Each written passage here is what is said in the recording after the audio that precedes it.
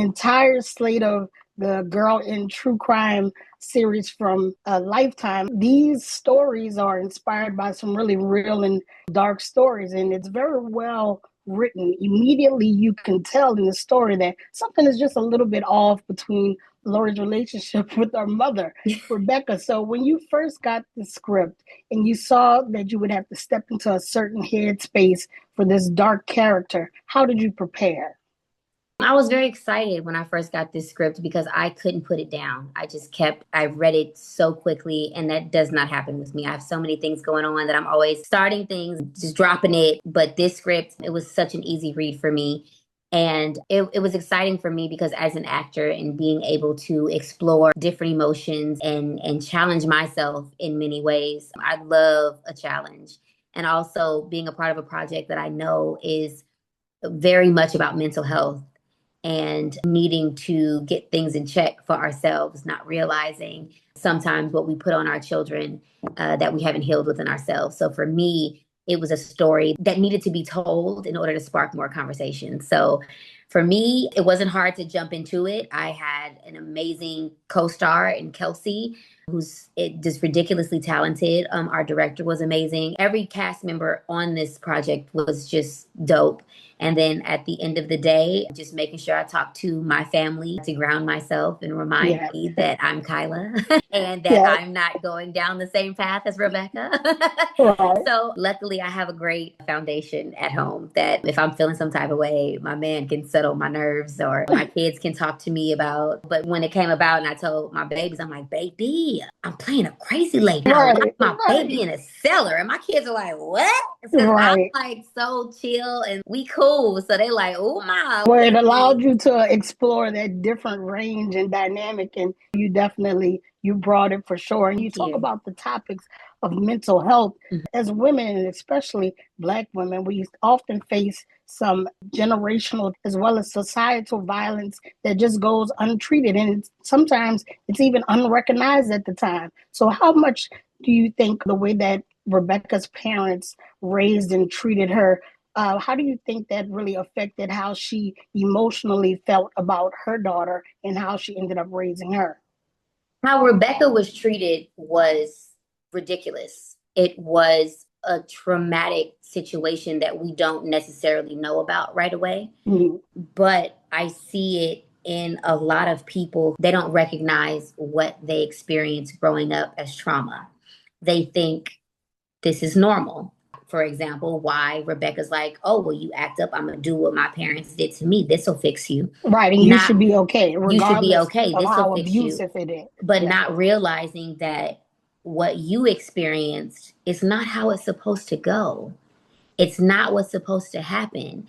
And a lot of times I talk to other moms and I am Miss Captain Save the Babies. I do not play about children, yes, teenagers. I have conversations with parents, with relatives, with everybody all the time. Like, baby, you are not healed. And now you putting that on your baby. generational. It's Yes, generational, you passing it. And for me, I'm such an empath. And I've done so much work in order to be able to maintain my sanity in a world that is trying to drive me crazy. That I want to make sure that anything that I need to heal from, I want to show my children that they deserve everything that they want in this life. And just because someone or something has hurt you in the past doesn't mean that has to carry on with you for the rest of your life. Of course, things mold you into who you are, just like this character, Rebecca. hmm It molded her into who she is. And she thought that these things were okay. And then realizing, wait, my daughter doesn't appreciate the life that she have. I'll live this life. This is the life that I wanted anyway. I'll do it. Baby, what? like, right. The like psychological the way like and the what? way she went about it was just so mind blowing, and it really makes for such an entertaining film on screen. And I Yeah. couldn't agree more. The way that she was treated directly impacted her overall thought process on even how to parent, and it just created so many psychological issues for her that went untreated. Yeah, So and it started off as this is my baby and this is my life and I want to protect her and give her everything. And then when it's like, oh wait, but my baby that I'm protecting doesn't appreciate me protecting her. She doesn't understand what she has. And then it triggers something in her that's like, oh mhm, no. Yes. So I'm sorry to cut you off. No, that's okay. So, with that being said, most parents do just want their kids to be loved and understood. And that often comes with setting some boundaries and some rules here and there, things like that. So, do you have any advice for parents who feel like their kid is maybe falling into bad habits or starting to stray towards people that may lead them down a path of bad behavior? That's hard because as a parent, we're only able to do what we know. And it's difficult because a lot of parents can be judged in certain situations and a lot of things are going on in this world.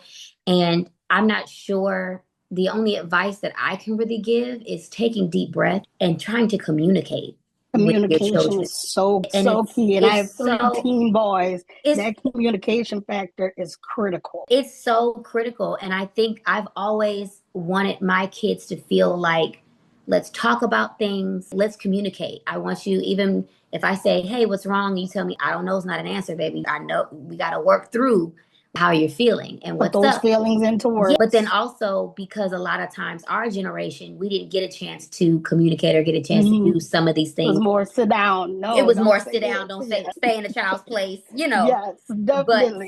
but it's also finding the balance of it though. Mhm.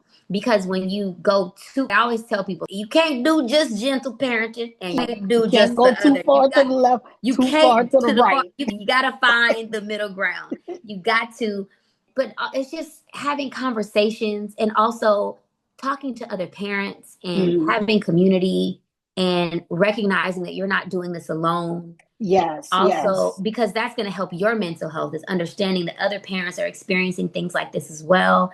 Every generation changes. They have different things that they're battling that we didn't have to go through. For example, social media and all this different stuff. They have mental things going on as well. And people have to remember that kids are they're human beings. They're just smaller versions and they have deep feelings.